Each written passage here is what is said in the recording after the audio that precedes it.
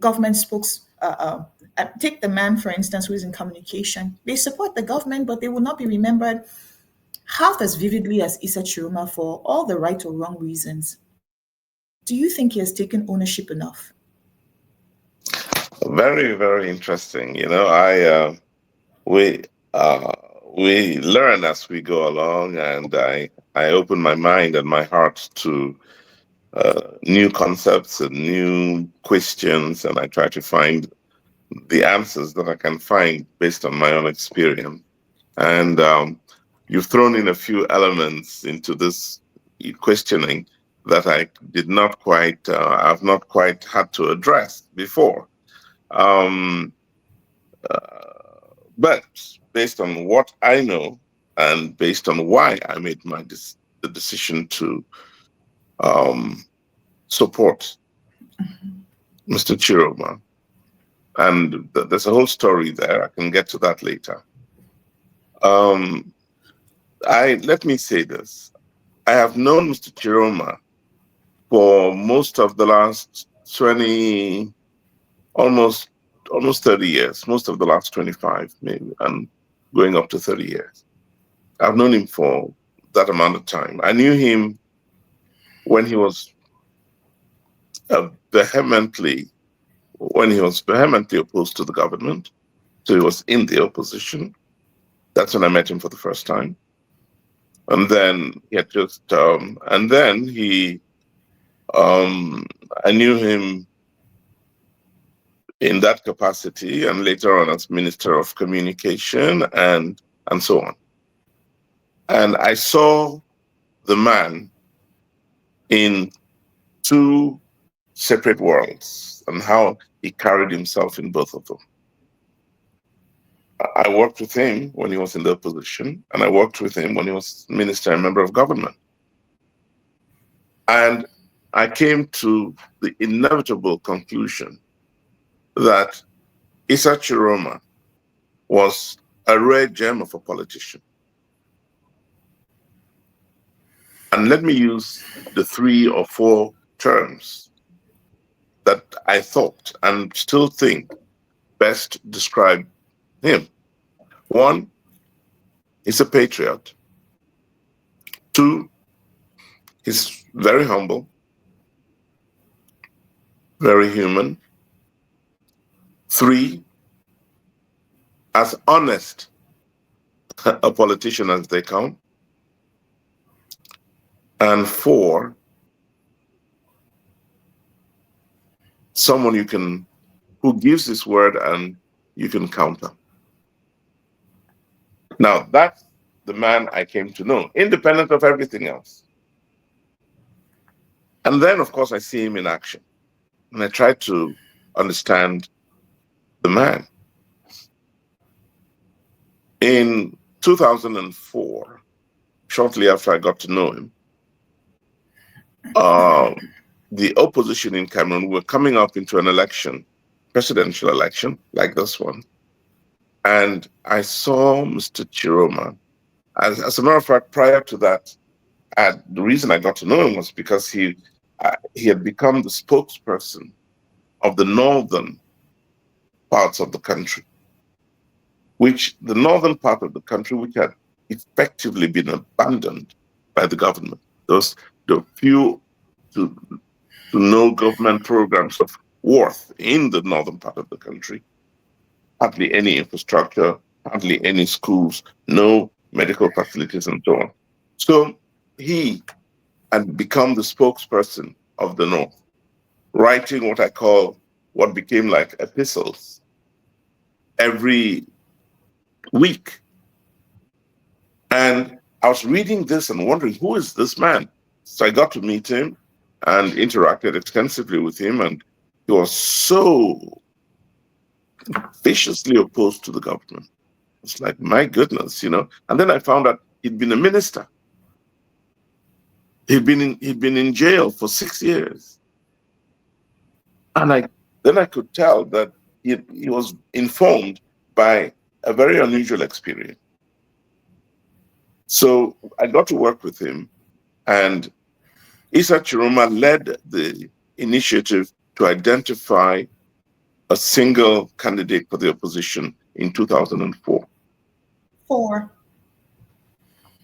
He led, he and a group of people came up with a set of criteria to help them select from the multiplicity of candidates to select the one candidate that they needed. And they all agreed on the set of criteria. And they went to work, the larger group now, and went into a conclave which eliminated pretty much as what's done in the election of a pope.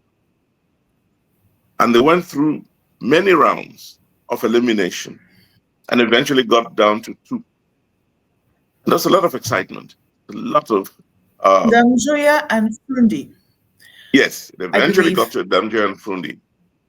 You obviously want me to accelerate this. Yes, they got to Damje and Frundi. And then in the final round, Frundi was selected. And out of it, sorry, there's a call coming in. Oof, I messed that up.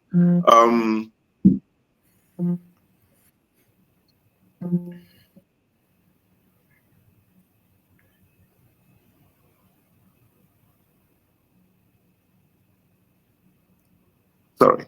Yeah. So they eventually got to the final 2, and Damjaya was selected, not Frundi. And when Damjaya was selected, you know the story well. Frundi walked out of the room, and that opportunity of identifying or getting a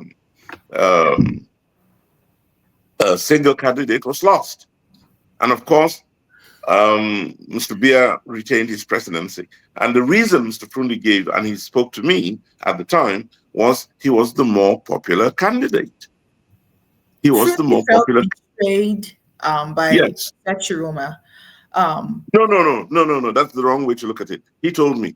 He said there was absolutely no way he could have given in to Ndamjaya because he was the more popular candidate. That Mr. Frundi told me himself.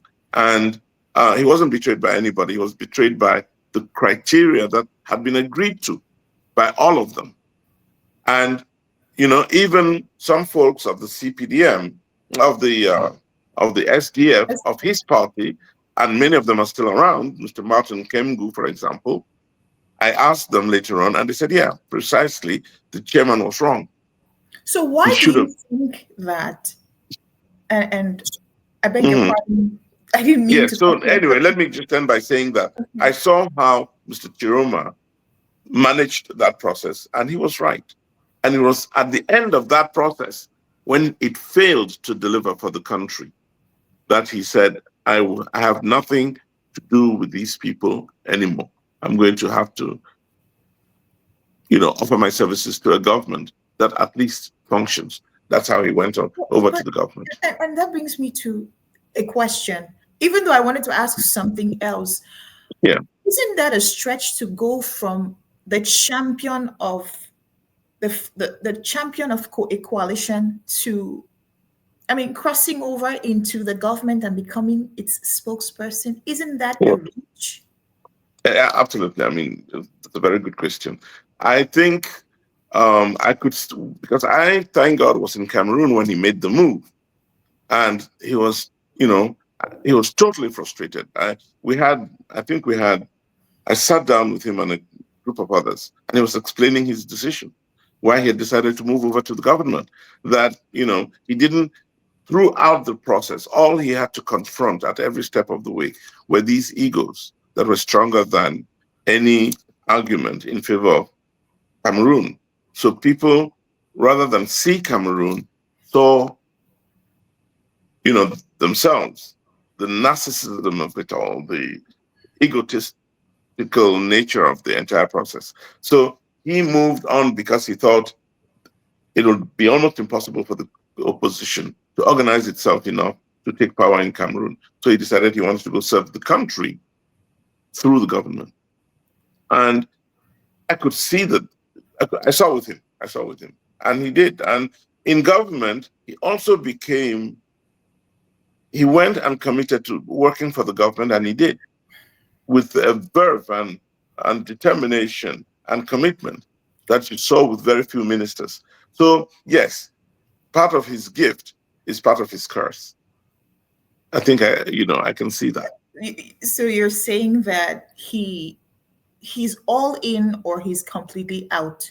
He's that kind of Absolutely. person, and he Exactly. can even appear almost theatrical sometimes. Yeah. Um, yeah, his declaration sometimes would leave you flabbergasted. Speechless, yes. Yeah, but Hmm. again, a very, very, I mean, a powerful gift of persuasion, as we've seen across the country, and Hmm.